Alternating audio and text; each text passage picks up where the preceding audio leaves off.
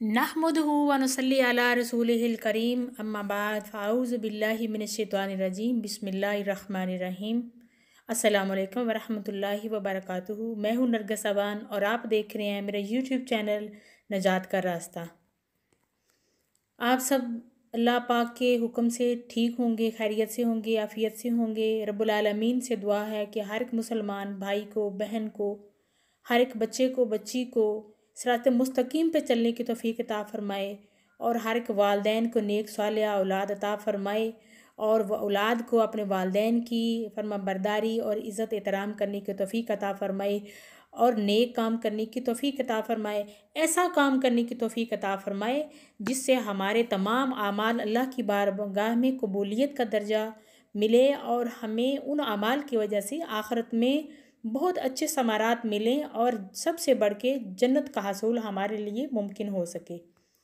आज की वीडियो में हम बात करेंगे ऐसे नमाजियों के बारे में जिनकी नमाज कबूल नहीं होती। वो नमाज छोड़ के कोई भी नेकी का अमल करते हैं तो उनका कबूल नहीं होता। आज हम उन लोगों के बारे में बात करेंगे।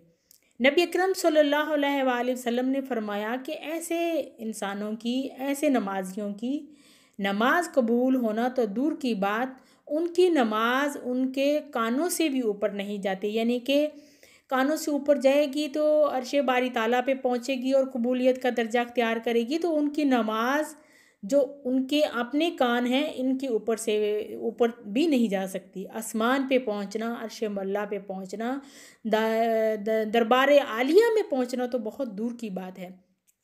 वो कौन से लोग हैं?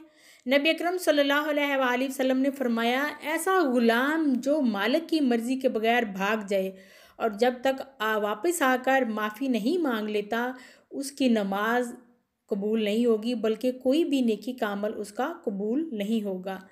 फिर आप सल्लल्लाहु अलैहि वसल्लम ने फरमाया कि ऐसी औरत जो अपने शोहर को नाराज़ कर लेती है, ये हदीस मुबारक जो है मेरी तमाम इस्लामी बहनों, मेरी तमाम इस्लामी माँओं और तमाम इस्लामी बेटियों के लिए बहुत ही अहम है।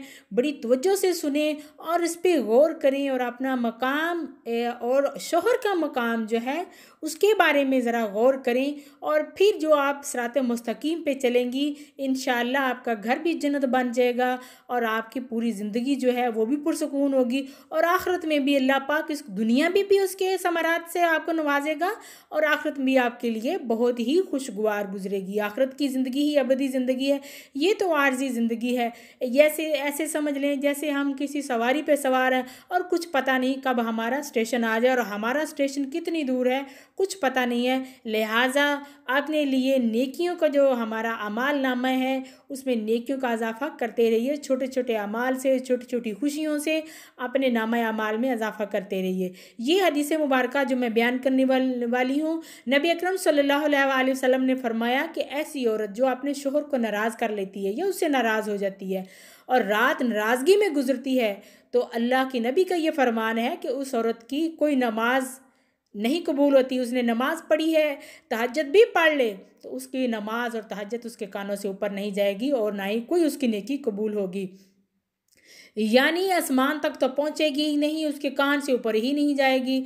और फिर फरमाया अल्लाह के नबी ने, फिर क्या फरमाया कि अगर सुबह तक वो अपने शोहर को राज़ी कर लेती है और जितनी घंटे, जितनी देर उसका शोहर उससे नाराज़ रहा, अल्लाह के फरिश्ते उस पर लानतें भेजते रहते हैं।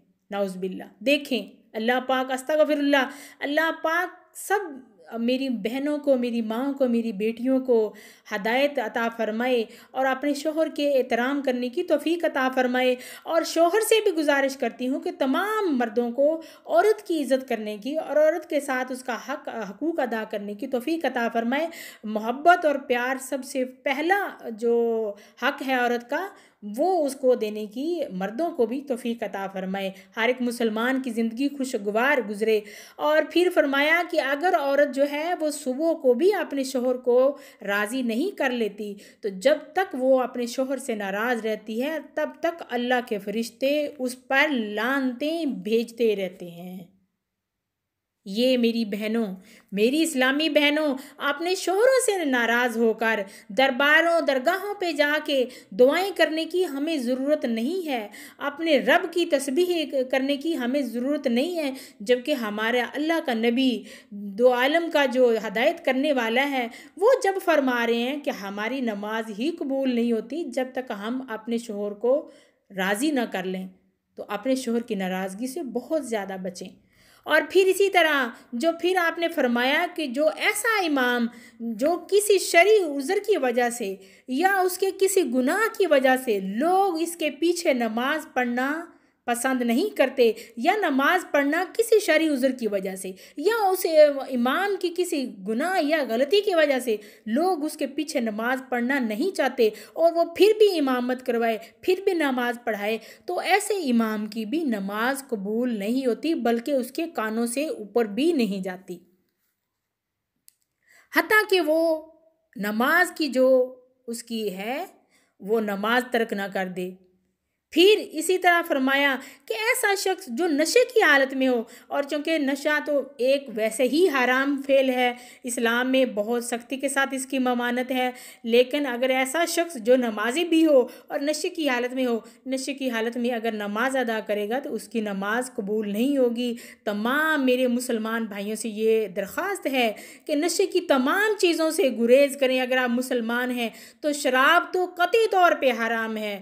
اسی طرح نبی اکرم صلی اللہ علیہ وآلہ وسلم نے فرمایا کہ ایسی عورت جو خوشبو لگا کر مسجد جاتی ہے اور نماز ادا کرتی ہے تو اس کی نماز بھی اس کے کانوں سے اوپر نہیں جائے گی جب تک کہ وہ غسل نہ کر لے۔ اسی طرح حضرت ابو ہریرہ کا واقعہ میں بیان کرتی ہوں کہ حضرت ابو ہریرہ نے دیکھا کہ ایک عورت جو تھی وہ خوشبو لگا کر مسجد کی طرف جا رہی تھی، تو آپ نے اسے پوچھا کہ اے اللہ کی بندی تو کہاں جا رہی ہو؟ تو اس نے جواب دیا کہ میں مسجد جا رہی ہوں۔ تو حضرت ابو ہریرہ نے کہا کہ کیا تم نے خوشبو اسی لیے لگائی ہے؟ تو اس نے کہا کہ ہاں، میں خوشبو لگا کر مسجد میں جا کر نماز پڑھنے لگی ہوں۔ تو حضرت ابو ہریرہ نے یہ جواب دیا کہ کیا تم نے یہ نہیں سنا کہ نبی اکرم صلی اللہ علیہ وآلہ وسلم نے فرمایا تھا کہ جو عورت خوشبو لگا کر مسجد جائے اور نماز ادا کرے تو اس کی نماز قبول نہیں ہوگی بلکہ جب تک کہ وہ غسل نہ کرے، یعنی جب تک وہ غسل نہ کر لے اس کی نماز قبول نہیں ہوگی۔ یہ نبی اکرم صلی اللہ علیہ وآلہ وسلم نے فرمایا ہے۔ آج کل کیا ہوتا ہے کہ عورتیں اتنی تیز خوشبو لگاتی ہیں، اس کی بہت زیادہ خوشبو زیادہ آتی ہے، تو نبی اکرم صلی اللہ علیہ وآلہ وسلم نے فرمایا ہے کہ اگر خوشبو لگا کر کوئی عورت نماز ادا کرتی ہے، بہت زیادہ تیز خوشبو لگا کر نماز ادا کرتی ہے، تو جب تک وہ غسل نہ کر لے اس کی نماز نہیں ہوتی۔ اگر خوشبو جو ہے وہ کسی غیر مرد نے سونگھ لی تو زنا جتنا گناہ ہوتا ہے، لہٰذا تیز خوشبو لگانے سے میری تمام اسلامی بہنیں، میری تمام مائیں اس حدیث مبارکہ پہ غور کریں۔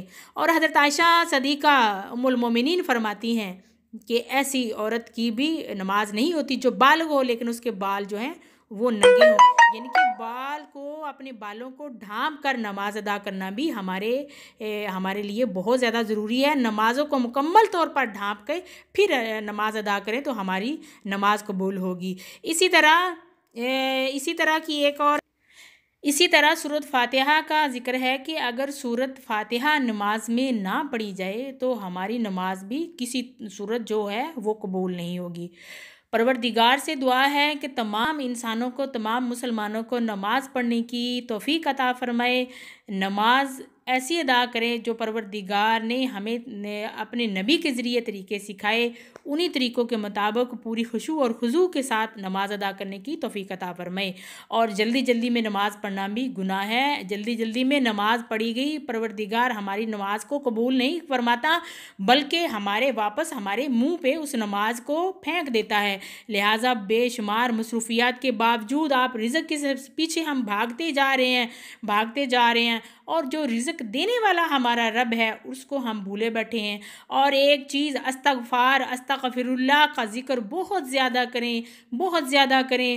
اور نبی اکرم صلی اللہ علیہ وآلہ وسلم کا ایک جو عمل ہے وہ بھی ایک سنت جو ہے وہ بھی آپ سے شیئر کرتی جاتی ہوں کہ نبی پاک صلی اللہ علیہ وآلہ وسلم 2 سجدوں کے درمیان یہ پڑھا کرتے تھے، اللہم اغفر لی، بس 2 بار ہی پڑھا کرتے تھے. 2 سجدوں کے درمیان ایک سجدہ جب آپ نے کیا تو آپ بیٹھے تو لازمی پڑھا کریں اللہم اغفر لی. اس سے کیا ہوگا؟ ہمارے جو گناہ کا شجرہ ہے، ہمارا جو حساب ہے اس میں سے کمی آ جائے گی. اللہ پاک ہمارے گناہ معاف کر دے گا. پروردگار سے دعا ہے کہ ہر ایک مسلمان کو نماز کی پابندی کرنے کی توفیق عطا فرمائے، صراط مستقیم پہ چلنے کی توفیق عطا فرمائے. دین کے ساتھ جڑے رہیں، اپنے اہل و عیال کو، اپنے اولاد کو، والدین کو، سب کو نماز کی تلقین کیجیے. اسی کے ساتھ ہی اجازت دیجیے. پھر حاضر ہوں گی انشاءاللہ کسی نئی ٹاپک اسلامی ویڈیو کے ساتھ. تب تک اجازت دیجیے. اللہ حافظ.